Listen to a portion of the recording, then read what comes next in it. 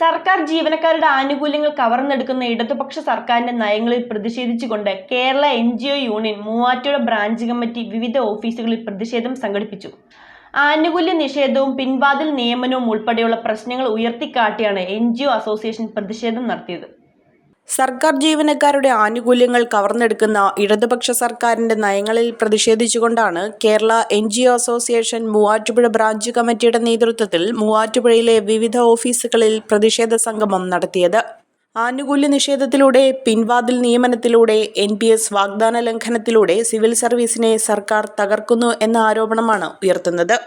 മറ്റു പല ആവശ്യങ്ങൾക്കും സർക്കാർ അനവധി കാശുകൾ ചെലവാക്കുമ്പോൾ ജീവനക്കാരെ വെറും ഒരു ഏഴാം കൂലി പോലെ തള്ളിക്കളഞ്ഞിരിക്കുകയാണ്. അതിനെതിരെ ശക്തമായി പ്രതിഷേധിക്കുന്ന ഒരു സംഘടനയാണ് കേരള NGO അസോസിയേഷൻ. കേരള മുഖ്യമന്ത്രിയുടെ വസതിയിലേക്കും സെക്രട്ടേറിയറ്റിലേക്കും നിയമസഭാ സെക്രട്ടേറിയറ്റിലേക്കും നിരവധി സമരപരിപാടികളും ബ്രാഞ്ച്, ജില്ലാ, സംസ്ഥാന തലങ്ങളിലും വിവിധ സമരപരിപാടികൾ നടത്തി നമ്മൾ മുന്നോട്ട് പോയിക്കൊണ്ടിരിക്കുകയാണ്. അതിൻ്റെ ഈ ഗവൺമെന്റിന്റെ അവസാന കാലഘട്ടങ്ങളിലേക്ക് നമുക്ക് തരും എന്ന് പറഞ്ഞ് നീട്ടി അവസാന കാലഘട്ടങ്ങളിലേക്ക് നീങ്ങിക്കൊണ്ടിരിക്കുകയാണ്.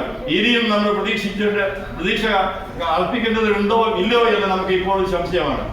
പ്രതിഷേധത്തിന്റെ ഭാഗമായി branch president Abraham KI, NGO association സംസ്ഥാന കമ്മിറ്റി അംഗം Basil Varghese, branch secretary Binu MU എന്നിവർ വിവിധ ഓഫീസുകളിൽ പങ്കെടുത്ത് സംസാരിച്ചു.